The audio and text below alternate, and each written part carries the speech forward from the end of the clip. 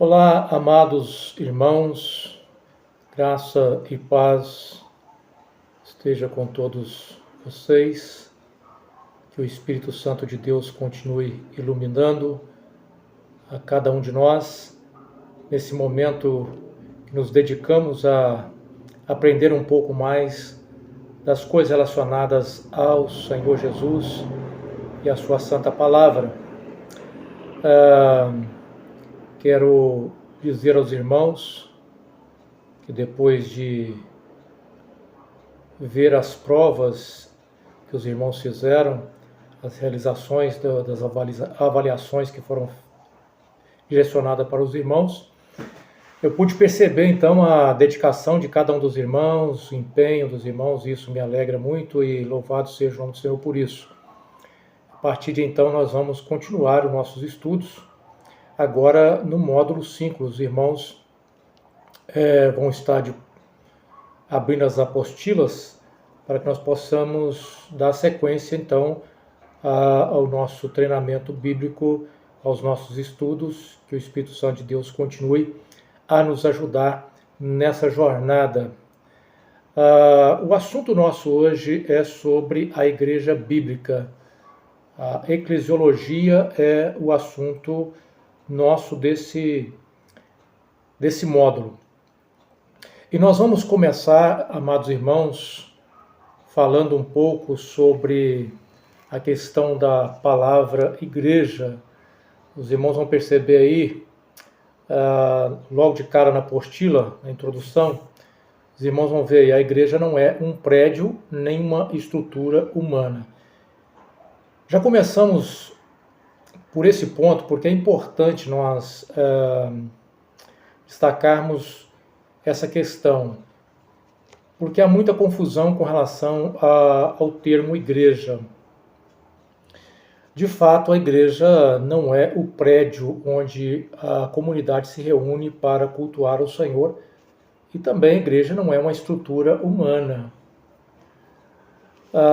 Com o tempo, a palavra igreja passou-se a ser aplicada também ao local de reunião onde a comunidade se reúne para adorar e servir ao Senhor.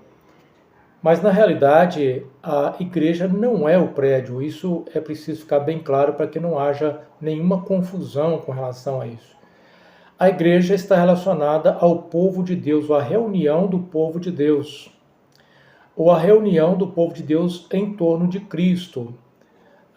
Não existe igreja sem Cristo. A igreja é a reunião dos salvos, dos eleitos, do povo de Deus em Cristo Jesus, em comunhão com Cristo Jesus. Quando essa ideia de igreja é mal compreendida, os irmãos vão perceber aí, nós destacamos que pode surgir alguns problemas. Entre eles, surgem abusos de autoridade. Quando não se compreende bem a questão do que é a igreja, muitas vezes as pessoas acabam abusando da autoridade e acaba assim subjugando as pessoas por causa de uma má compreensão do que é de fato igreja. Outro erro também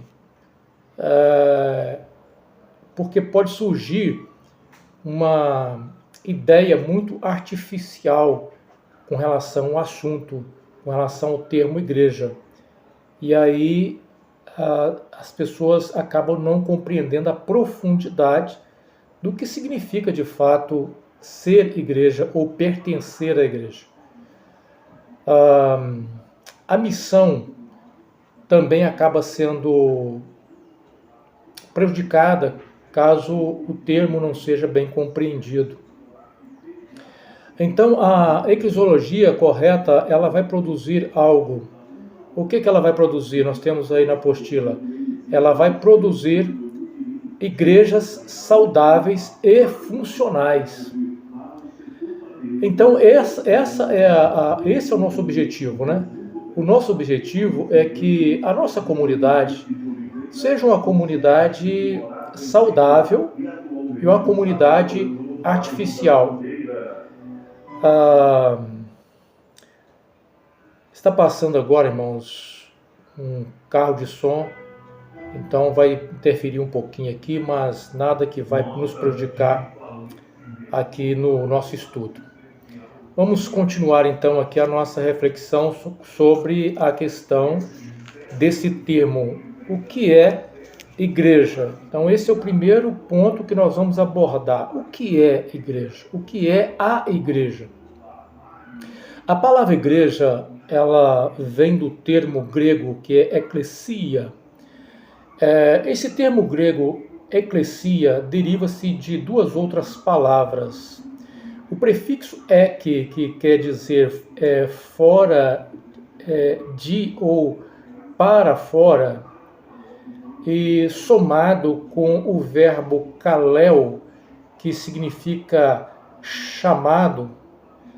Então, quando se soma esses dois termos, a junção desses dois termos formou-se a palavra grega ekklesia, que pode ser traduzida como Assembleia dos Chamados para Fora.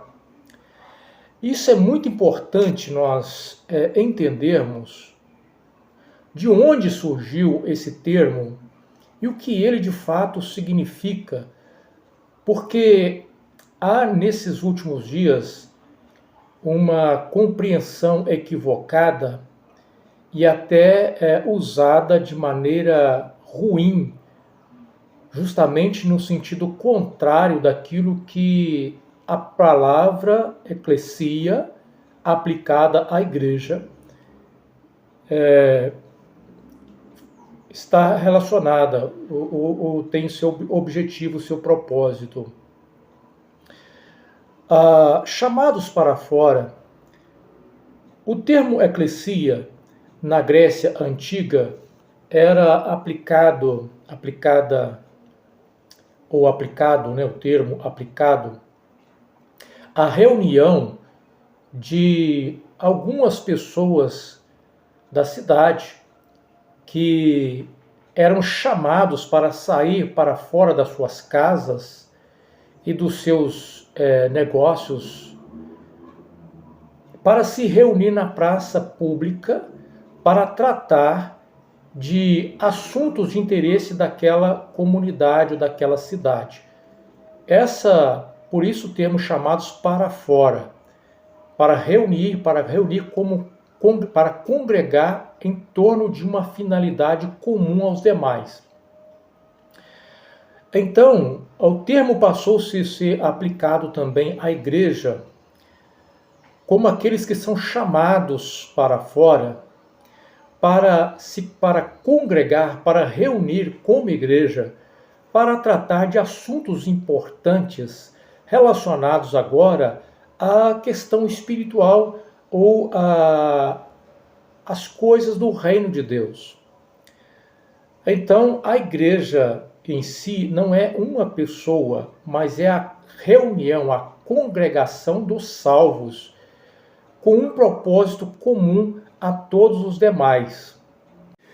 Erroneamente, algumas pessoas usam o termo eclesia para afirmar que as pessoas precisam sair dos templos, dos locais de reuniões e ir para fora, porque o termo é tirados para fora. Então a ideia de igreja não é ficar reunidas dentro de um local para congregar e cultuar, mas é ir para fora. E algumas pessoas trabalham essa questão, que são pessoas que não são a favor de congregações. Usam o termo de maneira equivocada, até na contramão do que o próprio termo eclesia significa.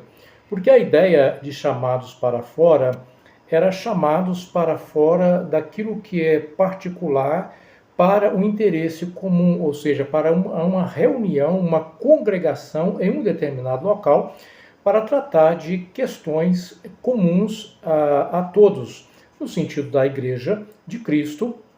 A igreja se reúne para adorar, para prestar culto e para decidir coisas relacionadas ao reino de Deus.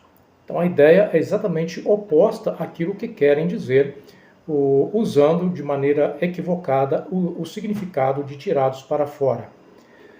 Ah, Dito isso, nós vamos entrar aqui no assunto de Mateus 16, versículo 18, onde Jesus, Mateus 16, 18, Jesus fala sobre a fundação da igreja, né? Nós temos aqui, vamos ler alguns versículos anterior ao versículo 18, diz assim: e vocês perguntaram a ele, quem vocês dizem que eu sou? Simão Pedro respondeu, o Senhor é o Cristo, o Filho do Deus vivo. Preste atenção. Nesse contexto, Jesus havia feito uma pergunta aos seus discípulos, que diziam os homens ser o Filho do Homem. E os discípulos estavam dizendo que várias pessoas diziam muitas coisas a respeito de Jesus. Comparavam Jesus como um profeta, com alguém de importância no campo espiritual. Mas aí Jesus olha para os discípulos e diz, vocês, o que dizem ser o Filho do Homem? Pedro responde, numa confissão, o Senhor é o Cristo, o Filho do Deus vivo. Eu quero que os irmãos prestem bastante atenção nessa confissão, porque ela é extremamente importante para nós entendermos o conceito da construção da igreja. Porque é em torno dessa confissão de Pedro que a igreja surge e que a igreja se estabelece. Jesus disse, que grande privilégio você teve, Simão, filho de João. Foi meu Pai no céu quem lhe revelou isso. Nenhum ser humano saberia por si só. Preste atenção que Jesus está elogiando Pedro assim, dizendo do privilégio que ele recebeu. Não por ele ser mais inteligente do que os outros, que disseram coisas boas a respeito de Jesus, mas não disseram de fato quem Jesus era ou é. Mas Pedro fala que foi um privilégio, porque Deus escolheu revelar para Pedro quem era de fato Jesus, esse mistério do Verbo encarnado. E Jesus vai falar assim para Pedro, agora eu lhe digo que você é Pedro, ou seja, no grego, Petros, que significa um fragmento de pedra, um fragmento de rocha. E sobre esta pedra, aí no grego seria Petra, não mais um fragmento de rocha, mas uma pedra sólida, maciça.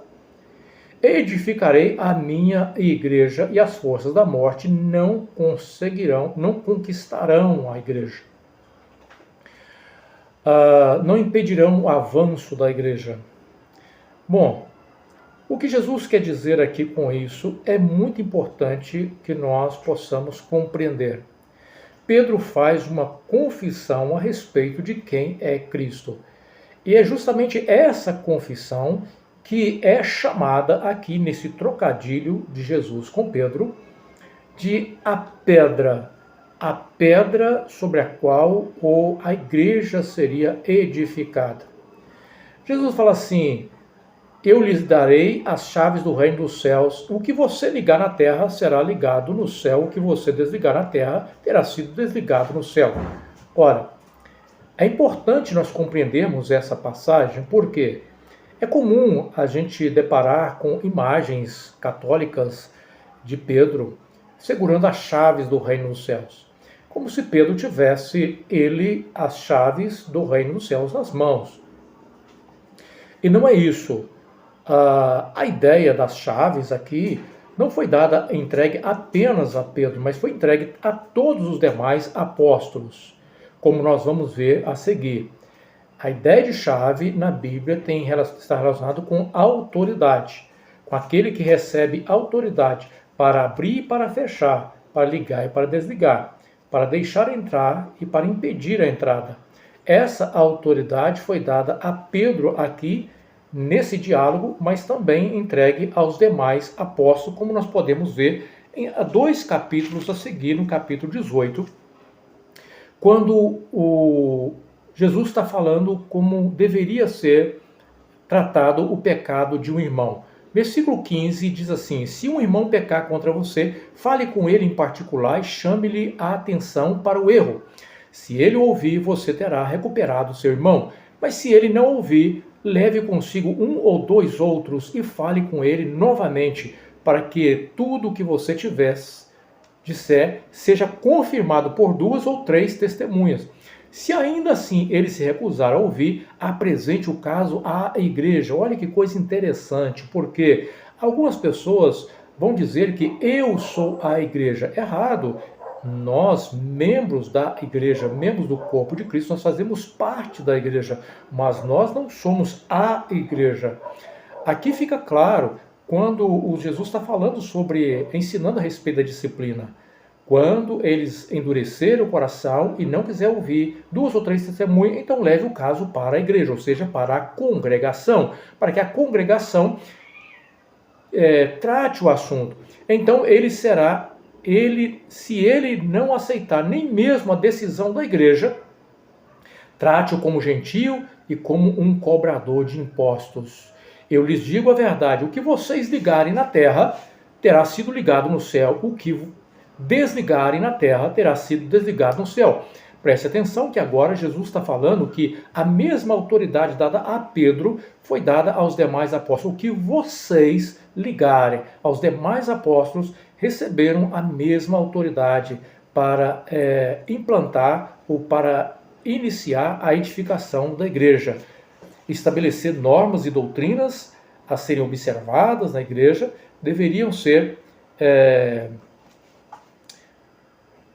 direcionado de acordo com a autoridade que eles receberam por parte de Cristo e por parte da presença e da ação do Espírito de Deus na vida de cada apóstolo.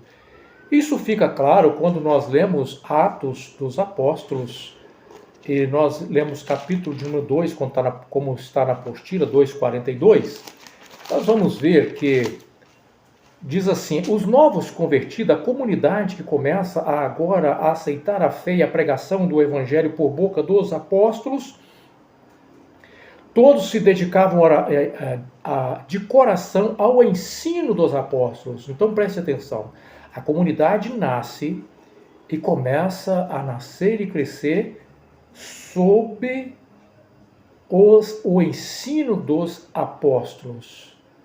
Então, mostra aqui, deixa clara a Bíblia, a importância dos apóstolos na edificação da igreja. É por isso que eles foram usados para estabelecer a base, a estrutura doutrinária sobre a qual a igreja estaria sendo edificada.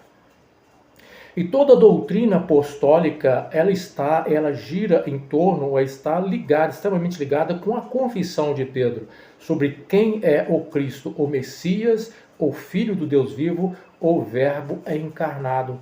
É sobre esta confissão que é a pedra maior que a igreja é edificada. Então, a pedra, na verdade, é o próprio Cristo e não Pedro em si. Pedro era apenas um fragmento da pedra que teria sua importância na edificação da igreja, como foi apresentado pela própria Bíblia, que os apóstolos eram chamados de colunas da igreja e também de pedras vivas que usada na edificação espiritual. Os cristãos eram também considerados pedras vivas usadas na edificação espiritual, da casa espiritual.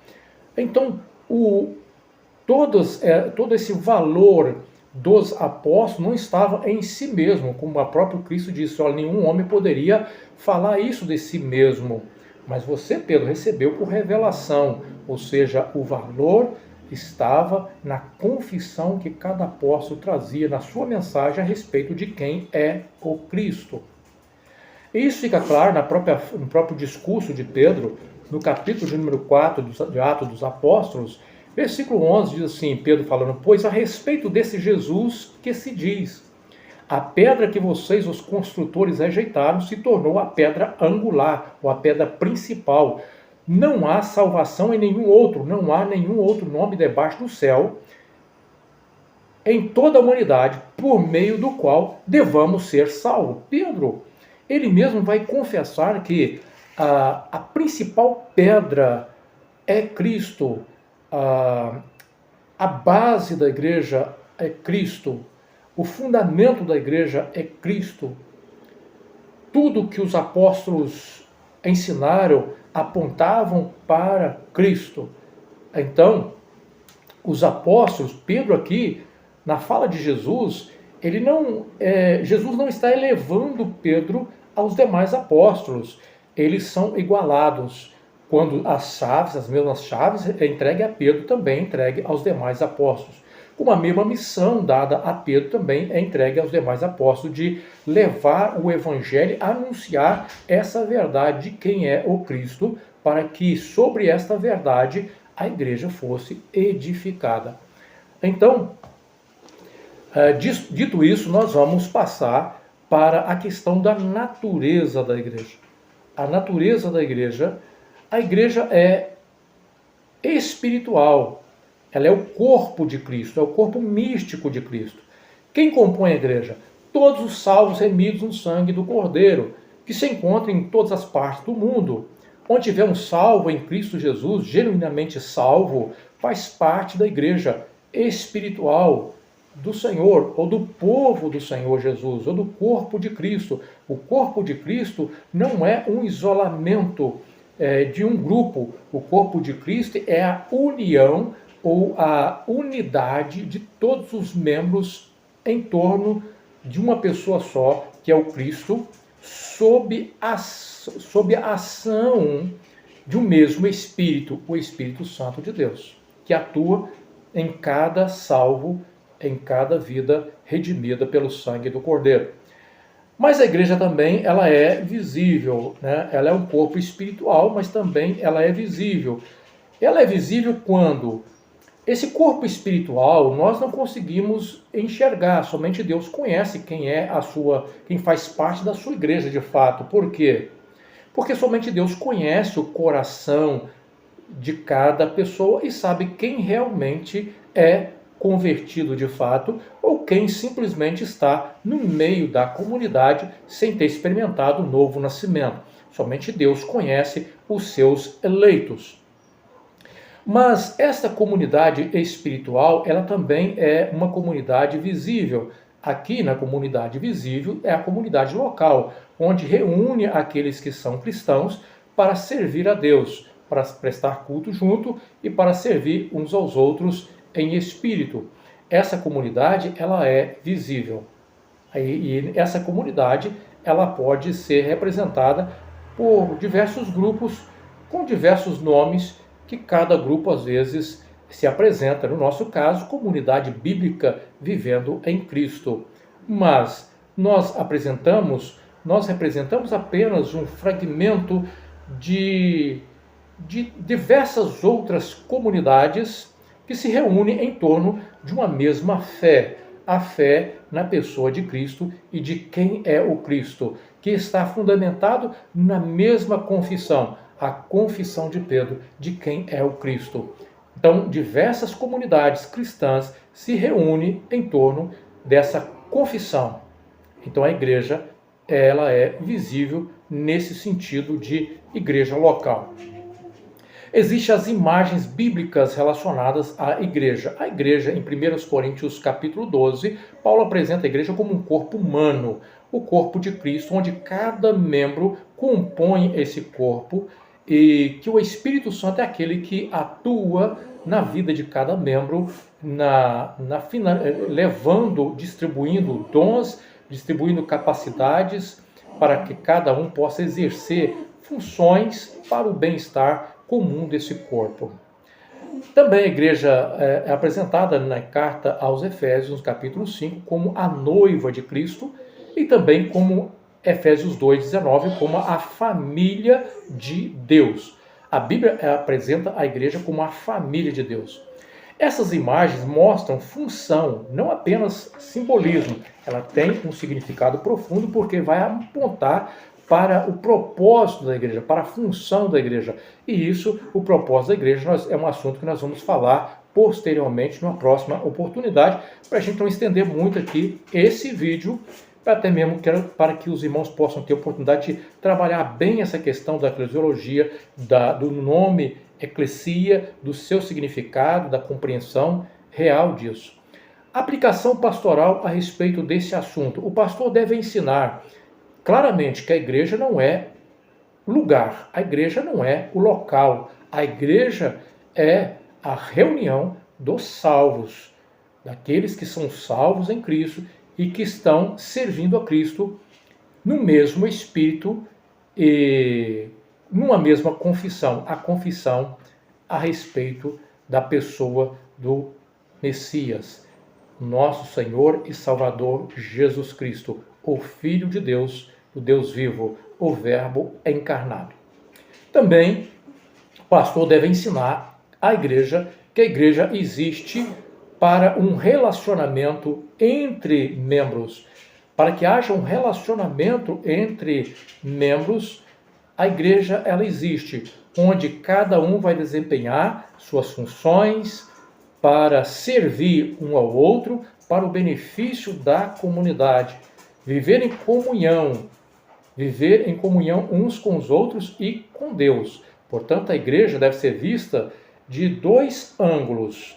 Ela deve ser vista num ângulo horizontal, que é a comunhão entre irmãos. Estamos, como igreja, numa comunidade para servir uns aos outros, e também numa visão vertical da igreja, onde há o relacionamento nosso com Deus, com aquilo que é eterno, né? Precisamos pensar que no nosso relacionamento com o próximo, como comunidade, mas também no nosso relacionamento com Deus. E o Espírito Santo trabalha dessa maneira. Nós adoramos a Deus, cultuamos a Deus, recebemos de Deus as bênçãos de Deus, as orientações de Deus e servimos, através da capacidade que recebemos de Deus, servimos a comunidade para exaltar e glorificar o nome do Senhor. Até aqui, espero ter ajudado, contribuído com os irmãos nesse próximo assunto. E depois nós vamos dar sequência, vamos falar sobre os propósitos da igreja, nós vamos falar também sobre o governo da igreja e sobre os membros da igreja e sobre ordenanças da igreja. Então nós temos aqui diversos tópicos ainda que nós vamos trabalhar em torno da eclesiologia, né? Que Deus abençoe a todos os irmãos.